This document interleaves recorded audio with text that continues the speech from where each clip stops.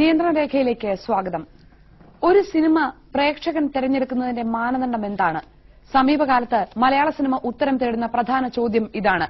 താരപ്പകിട്ടും നിർമ്മാണ ചെലവും ഏറെ ഉണ്ടായിട്ടും തിയേറ്ററുകളിലേക്ക് പ്രേക്ഷകനെ ആകർഷിക്കാൻ കഴിയാതെ വരുന്ന സിനിമകളുടെ എണ്ണം വർദ്ധിച്ചുവരുന്ന കാലത്താണ് ഒന്നും അവകാശപ്പെടാനില്ലാത്ത ഒരു ചിത്രം തിയേറ്ററുകളിൽ ആർപ്പുവിളി സൃഷ്ടിക്കുന്നത്.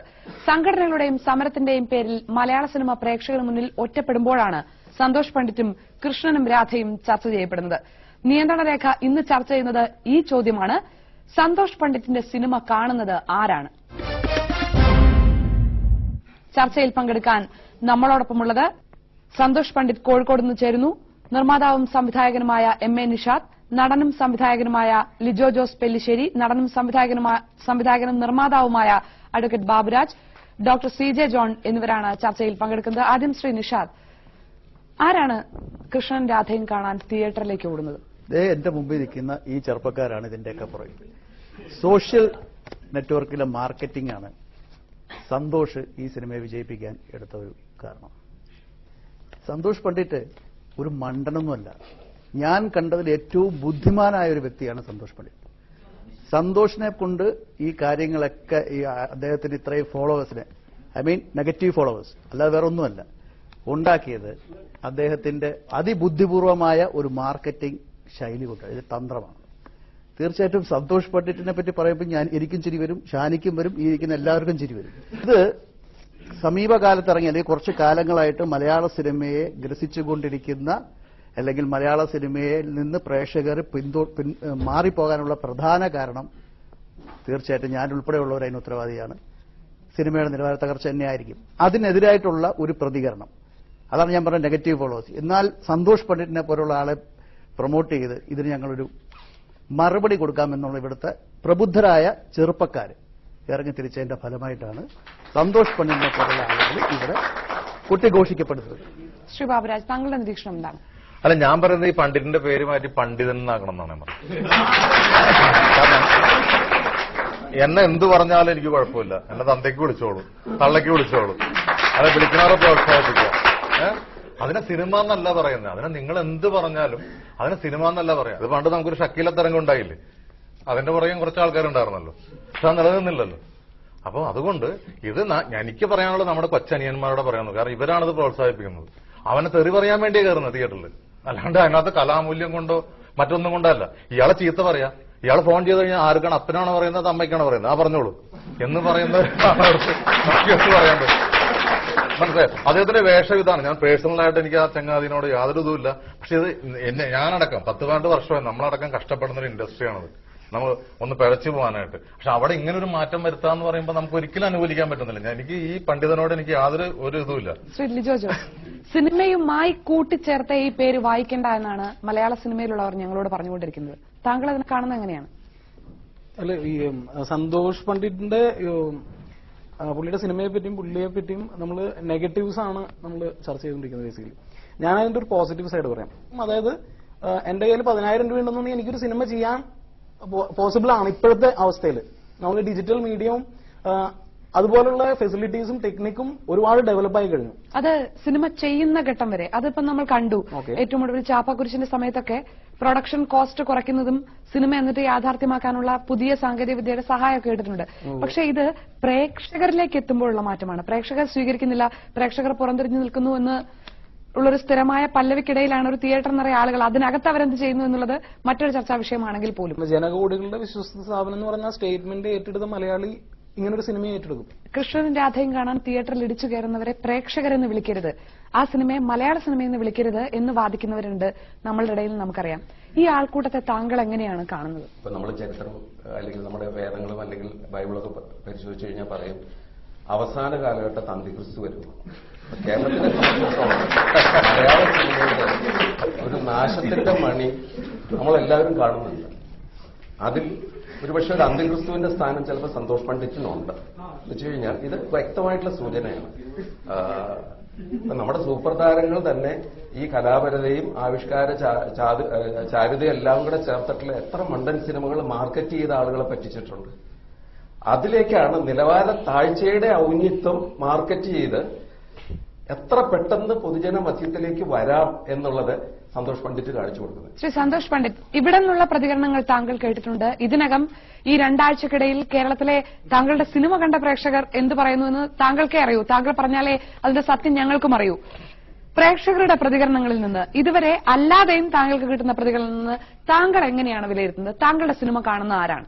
പുതുമ ഇഷ്ടപ്പെടുന്ന പ്രേക്ഷകരാണ് എന്റെ സിനിമ കാണുന്നത്. ഇപ്പോൾ തന്നെ നിങ്ങളുടെ അവിടെ ഇരിക്കുന്ന ബുദ്ധിജീവികളെന്ന് സ്വയം പറയുന്ന ആളുകൾ ഒരാൾ പോലും എന്റെ സിനിമ കണ്ടിട്ടില്ല. സിനിമ കണ്ട ഒരാൾക്കും ഒരു വിമർശനം ഇല്ലാന്ന് മനസ്സിലാക്കുക. ഞാനെന്താ ആരെയും കൊന്നിട്ടുണ്ടോ ഏട്ടാ?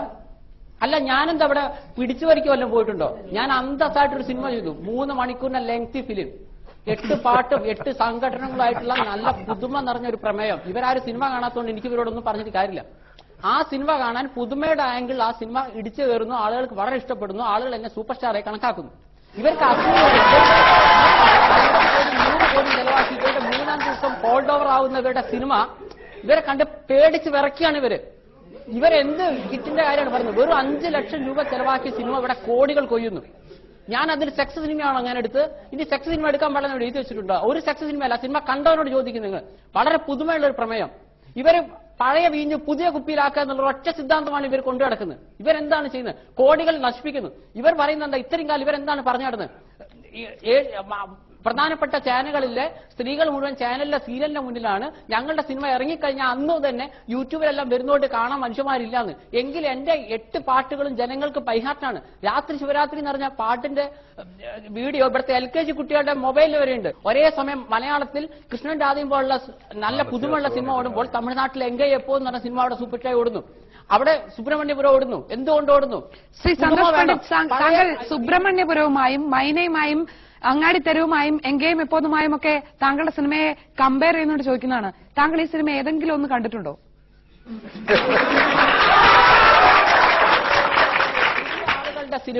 പുതിയ ആളുകളുടെ സിനിമ ജനങ്ങൾ അംഗീകരിക്കുന്നു. പുതിയ ആളുകളുടെ സിനിമ അംഗീകരിക്കുന്നു. ഇത് കാണുമ്പോൾ ഇവർക്ക് പേടിയാണ്. ഇവർക്കൊക്കെ ചാൻസ് നഷ്ടപ്പെടുമെന്ന് എനിക്ക് ഇവരോടൊന്നേ പറയുള്ളൂ. 100 പുതിയ ആളുകൾ വന്നു വെച്ചിട്ട് ഇവരുടെ ചാൻസ് പോകുന്നില്ല. ഇവർക്ക് കിട്ടേണ്ടത് ഇവർക്ക് തന്നെ കിട്ടിയിരിക്കും എന്ന് വെച്ചാൽ ഇങ്ങനെ പേടിച്ച് വരച്ച് എന്നെ ശത്രുവായി കണക്കാക്കേണ്ട കാര്യമൊന്നുമില്ല. ഇതുപോലുള്ള പുതിയ ചുരുങ്ങിയ ലോ ബജറ്റിൽ ഇവരൊക്കെ 100 ജന്മം ജനിച്ചാൽ ഇവർക്ക് 5 ലക്ഷത്തിൽ സിനിമ ചെയ്യാൻ പറ്റുമോ? എങ്കിൽ കാണിച്ച് ജനങ്ങൾ കാണട്ടെ.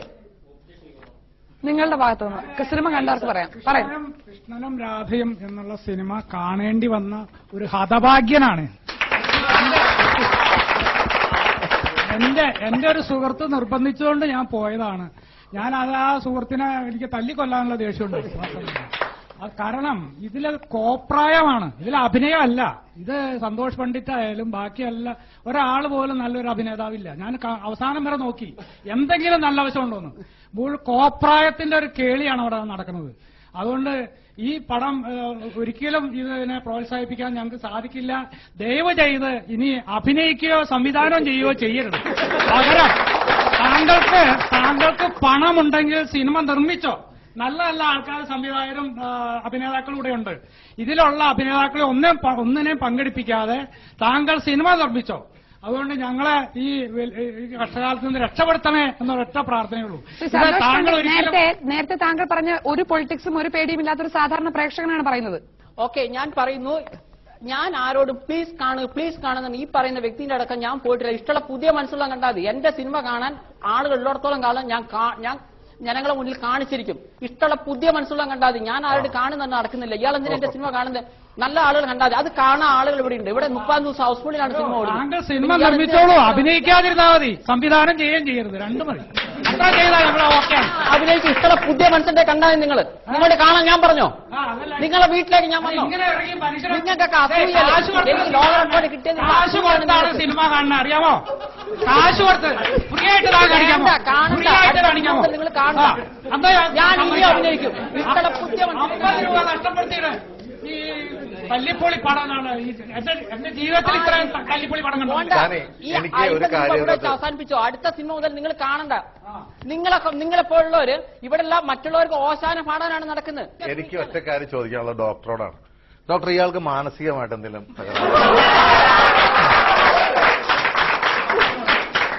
എന്റെയും പ്രേക്ഷകരുടെയും ചോദ്യമാണ്. കാരണം എനിക്കിപ്പോ ഈ ആവേശം കണ്ടപ്പോ ഗ്രീക്ക് മിത്തോളജിയിലൊരു കഥാപാത്രമുണ്ട്, നാർസിസസ് എന്ന് പറഞ്ഞത്. അദ്ദേഹത്തിനോട് തന്നെയാണ് അദ്ദേഹത്തിന്റെ പ്രണയം. ഇങ്ങനെയുള്ള ആളുകൾക്ക് വരുന്നൊരു പ്രശ്നം എന്താണെന്ന് വെച്ച് കഴിഞ്ഞാൽ അതിശയോക്തിപരമായിട്ട് സ്വന്തം കഴിവുകളെ സ്വയം അങ്ങ് പെരുപ്പിച്ചു കാണും. മറ്റുള്ളവരെന്ത് പറയുന്നു എന്നുള്ളത് തീർത്തും അവർക്ക് യാതൊരു പ്രശ്നമല്ല. ഇപ്പൊ തന്നെ സിനിമ കണ്ടിട്ടുള്ള ആളുകളുണ്ടോന്ന് പറഞ്ഞപ്പോൾ ഒരാൾ അത് പറഞ്ഞിട്ട് അതിന്റെ ഫീഡ്ബാക്ക് പറഞ്ഞപ്പോൾ അതിനോടൊരു തുറന്ന മനസ്സല്ല, ആ ക്രിറ്റിസിസത്തിനോടുള്ള അസഹിഷ്ണുതയാണ്. ഈ നാർസിസിന്റെ പേരിൽ ഉള്ള നാർസിസിസ്റ്റിക് പേഴ്സണാലിറ്റി ഡിസോർഡർ എന്ന് പറഞ്ഞിട്ടൊരു വകഭേദമുണ്ട്. അതില് തീർച്ചയായിട്ടും ഈ തരത്തിലുള്ള അതിശയോക്തിപരമായിട്ടുള്ള ചില ചിന്തകളും ഒക്കെ വരാം. ഇതൊക്കെ ആണെങ്കിലും ഞാൻ ഇപ്പോഴും പറയുന്നു, സന്തോഷ് പണ്ഡിറ്റിന് വർത്തമാന കേരളത്തിലെ സിനിമാ ചരിത്രത്തിലൊരു സ്ഥാനമുണ്ട്. അദ്ദേഹം ഒരു ചൂണ്ടുപലകയാണ്.